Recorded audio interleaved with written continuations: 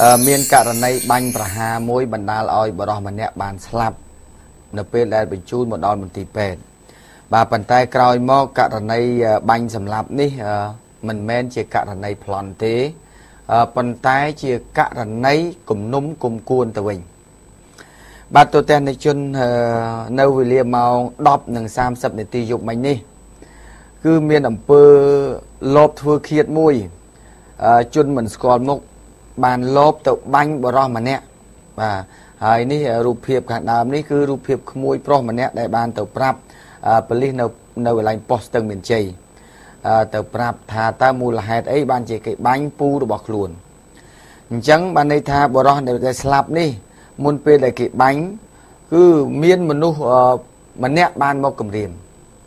bà mà nu mà nè ban một cầm riềm muốn pe lại bánh slap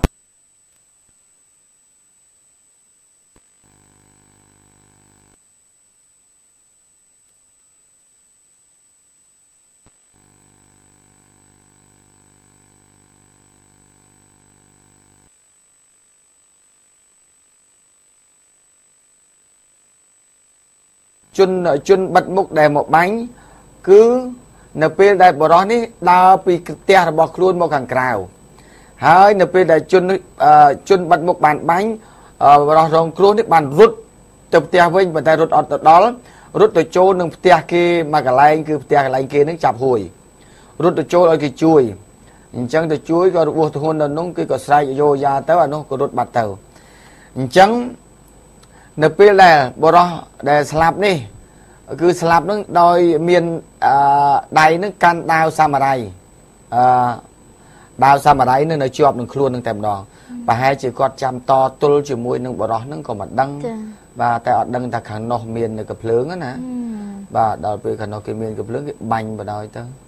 và chẳng tẹt to nó rương đi cứ chỉ rương cùng nùng và này đào samurai này nó chọp luôn ở bỏ đó này để slap nó và nó chọp nó ban này ta còn rút trôn nó lại tia cái chạm hôi nó móm hai miền đáo nó chọp luôn nó phòn chẳng ban này ta cái banh bên nó máu rút máu trốn máu nó nâng tèo đó để chun đâm tì pet slap tàu và chẳng ở đằng thà ta rương nó cầm nôm rương ấy tê tôi tên này chuẩn hai bờ tam cả bầm phư rồi bò pôn ở chun đồng cua nó cứ quạt thà miền kia cầm riêng môn về banh sầm làm và bỏ ra để bàn slap ní từ bàn cái score một tha chia chăn raอายุ27 ឆ្នាំហើយមុខរបរជារត់ម៉ូតូដប់បាទនៅផ្ទះនៅម្ដុំផ្លូវលំក្រុម3ភូមិព្រែកទាល់បាទភូមិព្រែកទាល់សង្កាត់ស្ទឹងមានជ័យខណ្ឌមានជ័យបាទអញ្ចឹងទុកឲ្យសមាជិកគាត់ធ្វើការស្រាវជ្រាវបន្តតោះយើងទៅសាច់រឿងមួយនៅខាងកំពង់ឆ្នាំងជ័យចាnghĩa từ khang khai cả phong năng nó vẫn cứ cạn này em cạn này cha cứ khang phơi chỉ tham ta bà rằng cha còn bạc mấy hay còn chơi như chương pi hồi nè từ ở phượng hộp ở cất lại cha không mà ngay về cho mình về thế này cha phơi này tham chỉ hao ta bà rằng từ tại bạc mấy được nông phum từ muối phần cắt phám krong cầm phong năng cha krong cầm phong năng khang chươngแต่รางบาลตอดมกฝลาขาดกระปงชนังในปลอกไงที่ปรามกระยังมันเคยอาเตชนเชียงปีรอยเนี่ยบานโจพลุมหอบอย่างในนั้นตันตั้มได้เก็บบ้านปรับไอ้ดังท่าจิกะอันเชิญเพี้ยวมาปีฟ้าพลุฝนาได้เหมือนกัดลุยได้ปีมนมอกมันทะเลาะเมียนเต้ในขนมตีกรงกระปงชนังนั่งเชียตุ่มเนี่ยตุ่มน้องรกม้อยระบำมาจ้าโพชินีทานทำไมโลยูเฟืองไฮตาบรังเชียมาจ้าโพชินีทานบันใหญ่ดังท่ากาเปิดกระไหลตีตังนี่เชียงปีชนำกะลมาหอยโกนกอดกับบ้านเบาลุกุเตียวใบกาแฟผ่องได้นั่งก็เมียนอาเตจนก้อมตรชรานได้แต่หางกอดขมิ้นชมูกขมิ้นจีฮาวนุเตมกลายมอกได้เมียนการิจมรานเจมันตอบกอดกับบานบังการโพชนีท่านดัชโมธาตาบรังในหลังดำใบเอามัดแพะนั่งอาเตจนบันก้อนนั่งจำนำบันฉบับโลกประเทศมันตีแค่กระปงชนะบ้านในใจดังได้ทานในขนมกรงกระปงชนะมีโพชนีทานทมใต้ประปีกันไหลปนนอกให้โพชนีทานได้โลกดัชเมียนใบแต่บนกันไหล ដែរចាតាមការវាយតម្លៃរបស់លោកឲ្យដឹងថាការលក់ដាច់នឹងមានការគ្រប់គ្រងពីអតិថិជនគឺចាភោជនីយដ្ឋានស្អាតមានបរិស្ថានចាហ្នឹងហើយមានបរិស្ថាននិងអនាម័យល្អមានធុងសម្រាមសម្រាប់ដាក់ក្រោមតុអ្នកបម្រើភ្ញៀវស្អាតបាតរស់រាយរាក់ទាក់ចេះបដិសណ្ឋារកិច្ចចំពោះភ្ញៀវមានសម្លៀកបំពាក់សមរម្យមិនហ្វិតហ្វីបើអ្នកបម្រើភ្ញៀវមានឯកសណ្ឋានដូចគ្នាទៀតនោះកាន់តែល្អប្រសើរចុងភៅត្រូវតែមានឯកសណ្ឋានស្អាតបាតសម្ភារៈប្រើប្រាស់ចានឆ្នាំងកែវហ្វមហ្វ្លាព្រាត្រូវមានអនាម័យល្អកន្លែងលាងចាននិងកន្លែងទុកកាកសំណល់ត្រូវមានអនាម័យចំណុចពិសេសម្យ៉ាងទៀតនោះគឺការលក់ដូរម្ហូបអាហារមានតម្លៃសមរម្យមិនកោភ្ញៀវមានបញ្ជីមុខម្ហូបមានដាក់តម្លៃកំណត់ត្រឹមត្រូវមានសេវាកម្មលឿនរហ័សទាន់ចិត្តមានបង្គន់អនាម័យស្អាតល្អនិងមានការថែទាំជាប្រចាំមិនធំក្លិនចំណែកសេវាកម្មកំសាន្តខាងផ្នែកក្រៅអូខេវិញចាក្រនបើតែបើថាល្បីឈ្មោះហ្នឹងតែ3កន្លែងទេហើយធ្លាប់រងការរិះគន់ពីភ្ញៀវទាំងអស់ថាបង្គន់អនាម័យចាអូអភិស្រ័យមែនទេកន្លែងនេះបើថាចំណែកសេវាកម្មកំសាន្តខាងក្រៅអូខេវិញគឺមានចា3កន្លែងតែប៉ុណ្ណោះដែលធ្លាប់រងការរិះគន់ពីភ្ញៀវទាំងអស់គ្នាថាបង្គន់នឹងក៏ក្រិចចាចូលអត់រួចចាចូលអត់កើតឡើយហើយដែលបញ្ហានេះហើយដែលម្ចាស់ក្រៅអូខេទាំងនោះល្មមធ្វើការកែលម្អទៅចាបាទនេះទូទស្សនិកជនហេតុអីបានជាខ្ញុំលើកឡើងពីព័ត៌មាននេះដើម្បីឲ្យជ្រាបហើយនឹងអ្នកដែលរកស៊ីគាត់ត្រូវតែធ្វើកន្លែងឲ្យបានល្អសម្រាប់លក់ដូរអញ្ចឹងនេះនៅទស្សនវិជ្ជានៅខាងខេត្តកំពង់ឆ្នាំងទេគឺគាត់ចាប់ដើមបើកហាងដំបងនេះហាងតាបារាំងតែតាមពិតគាត់ហាងគាត់ពីមុនយូរហើយគាត់ថាគាត់ទំដូរយីហោថ្មីអញ្ចឹងទៅធ្វើឲ្យកន្លែងស្អាតល្អអញ្ចឹងទៅរួចថ្ងៃម្សិលមិញហ្នឹងគឺគាត់ឲ្យភ្ញៀវទាំងអស់ហ្នឹងចូលភ្លក់ហាងរបស់គាត់ហ្នឹងដោយមិនគិតថ្លៃទេភ្ញៀវជាង200ចាបាទអញ្ចឹងដើម្បីតាក់ទាញទោះបីគាត់ឲ្យគេអត់ហូបគិតថ្លៃក៏ដោយប៉ុន្តែបើសិនជាគុណភាពនិងរសជាតិនិងទីតាំងបរិស្ថានកន្លែងគេទៅចតឡានកន្លែងគេទៅហូបហើយទាំងអ្នកបម្រើមិនរាក់ទាក់ភ្ញៀវក៏គេមិនត្រូវការចូលទៅអីដែរបាទហើយបើសិនជាគាត់សុខចិត្ត free រហូតអាហ្នឹងវាគេចិត្តទៅឆ្ងាញ់ប៉ុន្តែសំខាន់គឺឆ្ងាញ់គុណភាពបាទគុណភាពហើយក៏យើងត្រូវអនាម័យដែរបាទអញ្ចឹងបើសិនជាចង់ឲ្យហាងរបស់ខ្លួនឯងចាប់ដើមបើកដំបូងឲ្យគេទៅភ្លក់រាប់រយរាប់អ្នករាប់រយរាប់ពាន់អ្នកអញ្ចឹងដែរទៅនៅពេញខ្ញុំទៅដែរបើឲ្យតែថាអត់គិតលុយលឿនណាទៅមកទៅប្រយបាត់ឡើងបាទអញ្ចឹងទេគឺសំខាន់ណាស់គឺគុណភាពសំខាន់ណាស់គឺបរិស្ថានល្អសំខាន់ណាស់គឺអនាម័យបាទហើយនឹងទទួលភ្ញៀវបដិសណ្ឋារកិច្ចហ្នឹងគឺល្អដែរចាបាទអញ្ចឹងទៅវាដាច់ហើយតែបើសិនជាគុណភាពមិនល្អសំខាន់ទី1គឺគុណភាពនឹងឯងបាទគុណភាពកន្លែងខ្លះគុណភាពឆ្ងាញ់ប៉ុន្តែគាត់បរិស្ថានក៏ក្រិចចាវាអញ្ចឹងចាក់កន្លែងចានអីលាងចាននេះនៅខាងមុខនោះក៏ខ្វិចក៏ខ្វាច់តែធ្លេកតែថ្លាក់ដល់ពេលឃើញកាទៀវឆ្ងាញ់នឹកដល់ខាងមុខក៏ធ្លេកតែថ្លាក់ចង់ក្អួតមកវិញបាទហ្នឹងគេគិតចឹងភ្ញៀវបាទគេមើលចឹងដែរបាទគេមានលុយគេចង់ទៅហូបកន្លែងឆ្ងាញ់ប៉ុន្តែមានបរិស្ថានល្អចាតោះឥឡូវនេះវែងប៉ុន្តែទៅជំនួយនៅរឿងច្រើនណាស់នៅរឿងព្រះសេនុនោះកាប់ចាក់គ្នាបងធម្មតានោះអាងខ្នងអាងអីដែរប៉ុន្តែដោយសារវាពេលខ្លីឥឡូវទៅមើលជំនួយទូទាំងនិជនជំនួយនេះគឺកាលពីម្សិលមួយថ្ងៃនេះខាងក្រមការងារហងមាសយើងបាននាំយកជំនួយទៅលោកយាយចាស់ជរានៅខាងភូមិថ្មកោស្រុកលវីអែមខេត្តកណ្ដាលបាទគឺទៅភូមិថ្មកោលោកយាយក្លូតសាន់ដែលយើងទៅធ្វើដំណើរឆ្លងទន្លេមេគង្គចាឡងទៅហើយយកជំនួយទៅឲ្យគាត់ដោយសារតែគាត់នឹងទីទាល់ក្រគ្មានទីពឹងរស់នៅតែម្នាក់ឯងនៅខាងក្រោយនោះផ្ទះខាងក្រោយគេនោះតែម្ដងគឺលោកយាយក្លូតសាន់ដែលជាប្រជាពលរដ្ឋរស់នៅក្នុងភូមិថ្មកោឃុំថ្មកោស្រុកលវីអែមខេត្តកណ្ដាលលោកយាយមានប្រជជន80ឆ្នាំទៅហើយគាត់រស់នៅតែម្នាក់ឯងនៅខ្ទមខាងក្រោយគេនោះគឺគ្មានទីពឹងទេ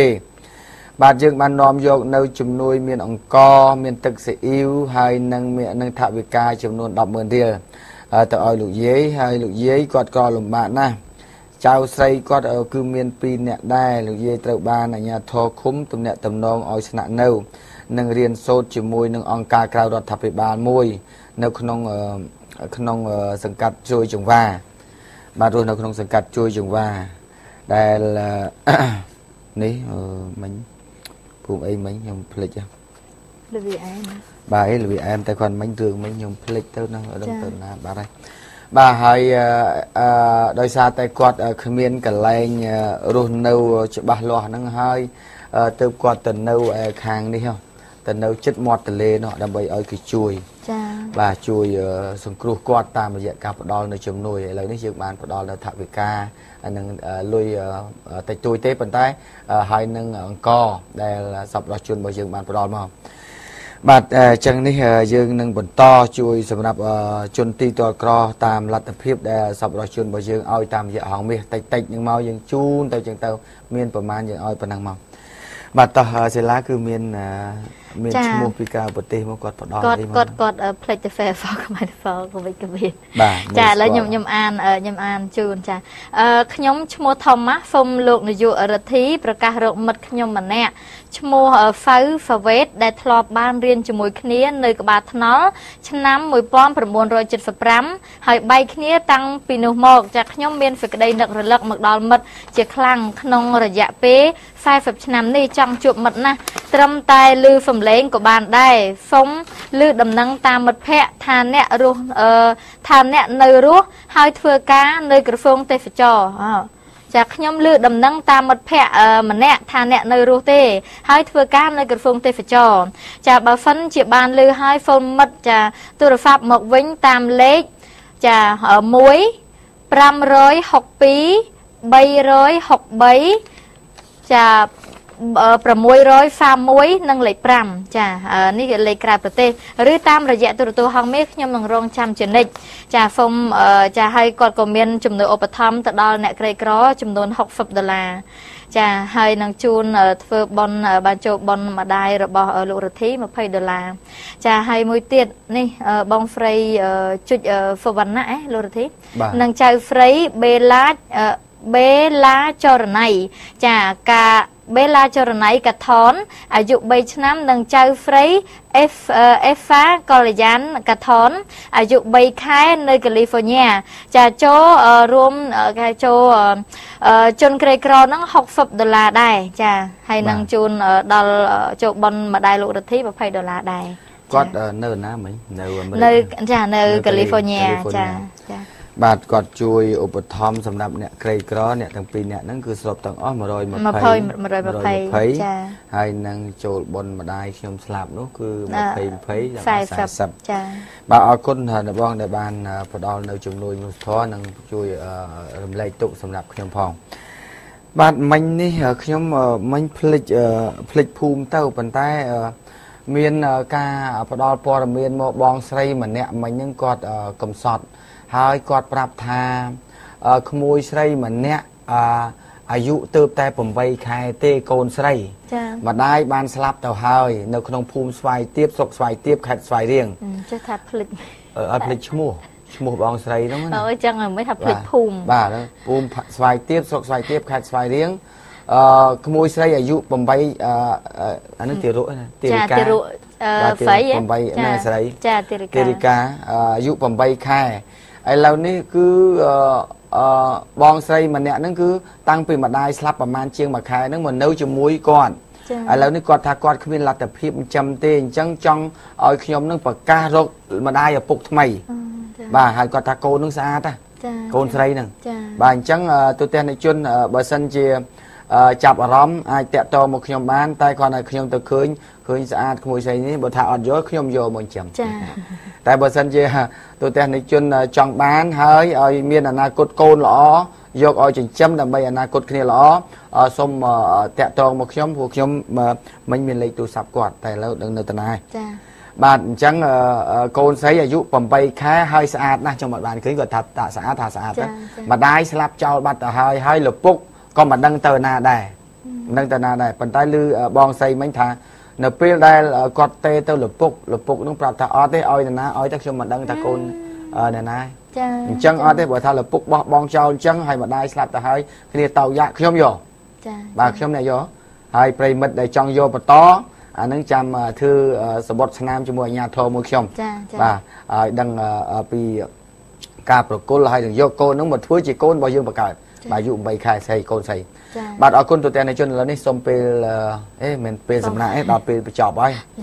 bà tại sao tại pel đọc thì bên chọc tao hai khi ông cho mùi sẽ la rôm cho mùi cầm càng nghe tầng awesome cho nên tụi tên này chuyên tâm bản này có ở côn trong phố đại cụ bên cam ở côn trong phố bây giờ bộ bao nhiêu đại tay cái con tró cầm thi bò miền hoàng miền thằng ở côn trong phố sau đó chuyên bao nhiêu đại tay tại đó chùm nuôi nuôi thọ tạm địa hoàng miền đại dương miền là tập hiệp chạy đó bây giờ bộ cây cọp bật bật còn bà hai ngày sai ní dương miền chùm nuôi pí khang khai nợ bảng chạy oi police chạy cho nó không khăn miền chơi khăn sớm tốt khăn lớn khăn sẽ bàn pâu bà khăn sẽ bàn pâu chiên đọp nè đời sao còn vô một đòn hoàng miền chạy nợ hoàng miền nợ pê là xíu thằng ngày put sập đà cáo dương vô chùm nuôi pi bảng đằng đấy tao của mà của priên đâu khai của vùng spư bạt cái chân ở con chụp một chai chụp nuôi ba sầm nạp về đấy chụp chụpจากออกเนี่ยส้มchụpเรียอย่างchụpเนี่ย